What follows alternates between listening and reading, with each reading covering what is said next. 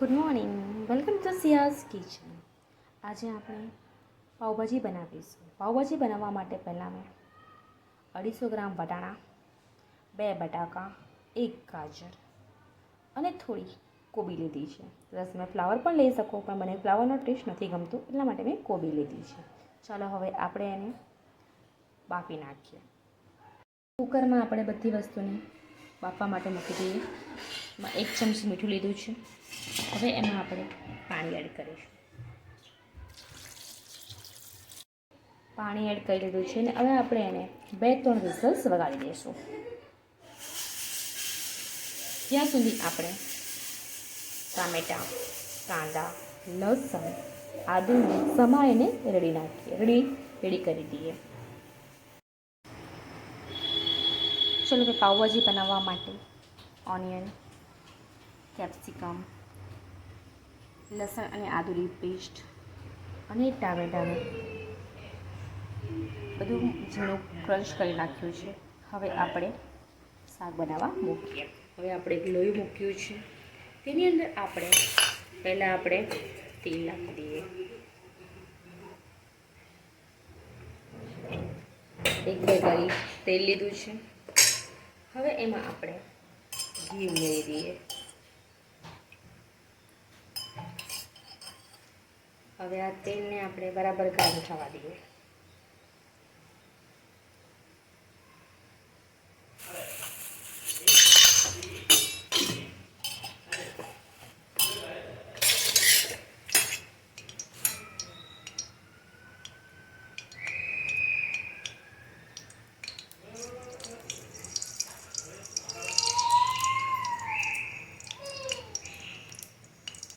હવે આ તેલ ગરમ થઈ ગયું છે, તો આપણે જીરું નાખીએ.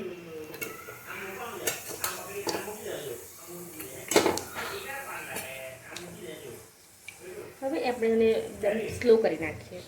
એમાં આપણે હલ્દી, 1 ચમચી કાશ્મીરી મરચી જેવી નાખીએ તો તેલ બળી નહીં જવું જોઈએ, ખાસ ધ્યાન આપવાનું. થોડી વાર હું ગેસ બંધ કરી દઉં છું.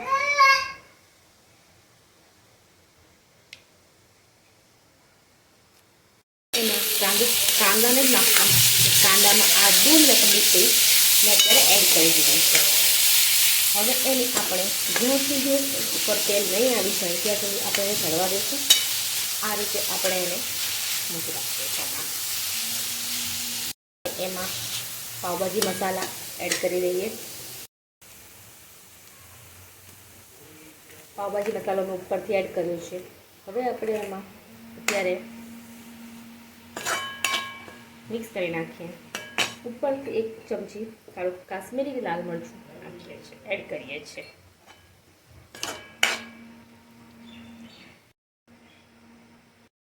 હવે 5 થી 10 મિનિટ પછી આપણે એમાં કેપ્સિકમ ઉમેરી દઈએ છીએ.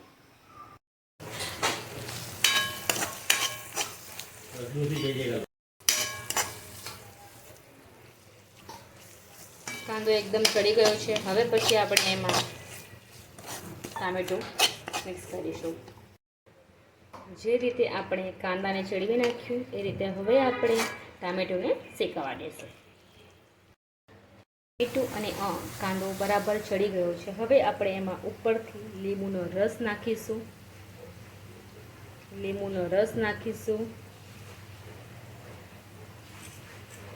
સોલ્ટ નાખીશું ઉપરથી.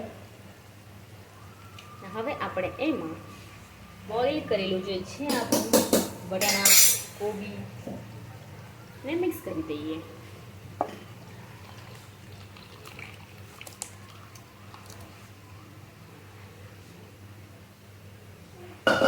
હવે આપણે આ પાઉંભાજી ઓલમોસ્ટ બની ગઈ છે.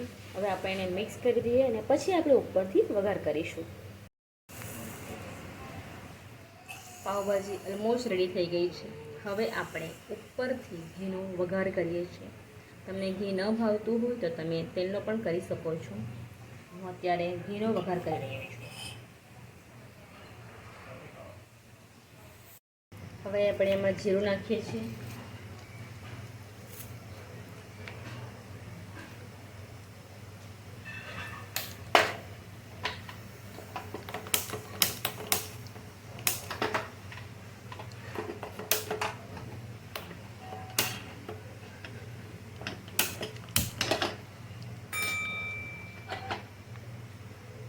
હવે આપણે એની અંદર થોડુંક લીલું મરચું,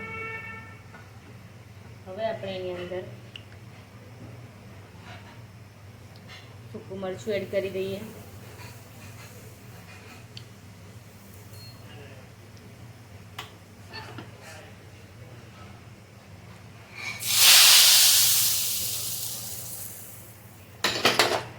પાવભાજી ઓલમોસ્ટ બની ગઈ છે.